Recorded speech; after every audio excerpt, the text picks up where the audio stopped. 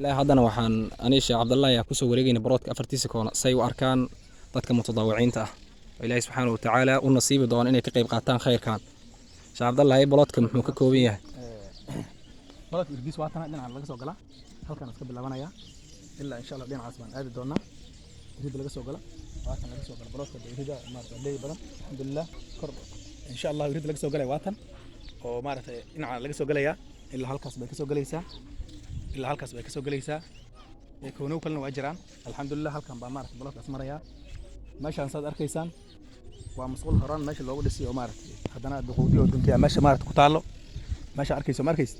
meesha waan arkaya mas'uusha waan arkaya hadda lama galo waan arkaya gadaasheed inay god tahay marka waa meel maarta mas'uul oo dunsan waa waxa la isticmaala ma aha marka saas daraadeed waa wax horaan waa wax hore qarni ka hor weeyaan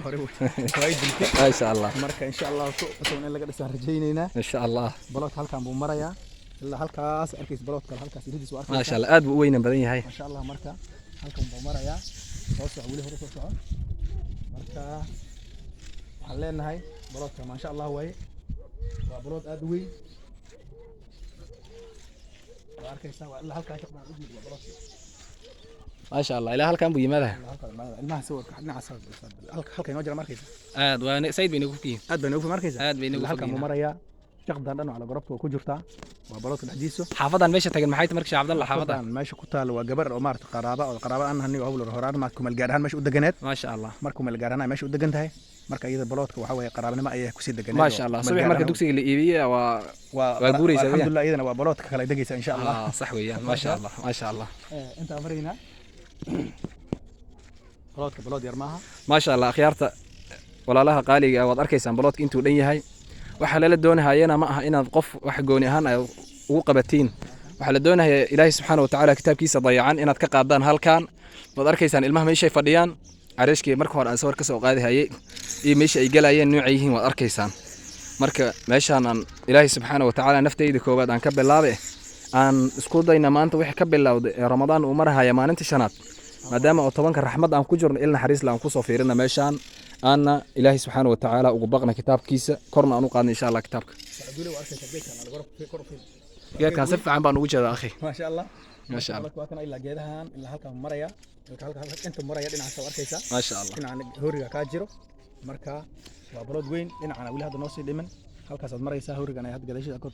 برود كنا ويا إلا هلك صد مريا جوري أنا يا ما تدود ليهن ما شاء الله تمسك أنا واركي سوا شاء عبد الله مركز بدهم كويدينها هيا muslimiinta fiidiyowgan daawan deeto oo doonaysa in khayr ka qayb qaataan kitaabka lacag meeshaan kitaabka Ilaahay lagu kor qaadayo lacagta uu yiri ninka iibinahaya inaad u sheegtid baan doonayaa kiisiin waa balood weyn alxamdulillah walaalkeen ninka baloodka iska lahaay wuxuu yiri lacag niyo waxaan rabaa oo iibkiisa ah 2 milyan 1 milyan iyo lacag 200 ah kadib waan la fadhiisanay waan u sheegnay dhibaatada dugsiga haysta ayuu arkay asaga nin maartay wax weyn aan haysan ayuu ahaa wuxuu yiri saas daraadeed maadaama ay tahay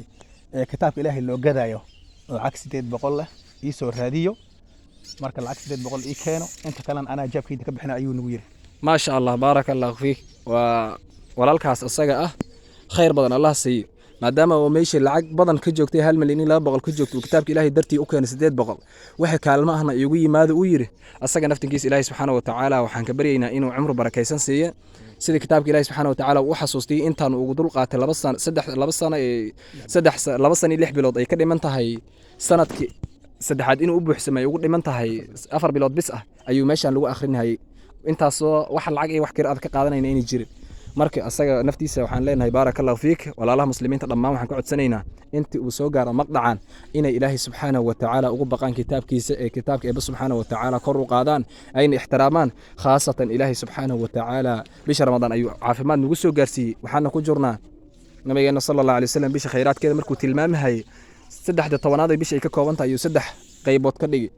aakhiruha awwaluha rahma wa awsaduha maghfirah wa aakhiruha itqu min an-nar ayat marka kama qaal alayhi salatu wasalam marka walaalayaal maadaama maalmihi raxmada ku jirnay tobanka raxmada in naga dhamaanin wali Ilaahay subhanahu wa ta'ala kitaabkiisa u naxariisana anaga ay soo naxariisana Ilaahay subhanahu wa ta'ala marka anaga anaga isoo naxariisana ayaa isagana noo naxariisanaya Sheekh Abdal ugu dambeyn marka maxaad filinaysaa fiidiyowgan walaalaha muslimiinta ay arkaan insha Allah ta'ala waxaan rajaynaynaa gaaristiis maalinta aas gaara inay maarata muslimiinta ay ka xanuunsan doonaan ka danqon doonaan oo maarata insha Allah ka soo jawaabi doonaan jawaab aad u wanaagsan oo farxad leh oo kurbada naga insha Allah naga faydo doonaan si Ilaahay subhanahu wa ta'ala ayagana kurbada aakhir imid adduun Ilaahay maarata ugu faydo ayagana maarata Ilaahay arsaaqada ugu waasiciyo Ilaahay barwaaqeeyo insha Allah faydo badan ay ka heli doonaan anagana aan farxi doonaa ayaan rajaynaa insha Allah ما شاء الله بارك الله فيكم جزاك الله خير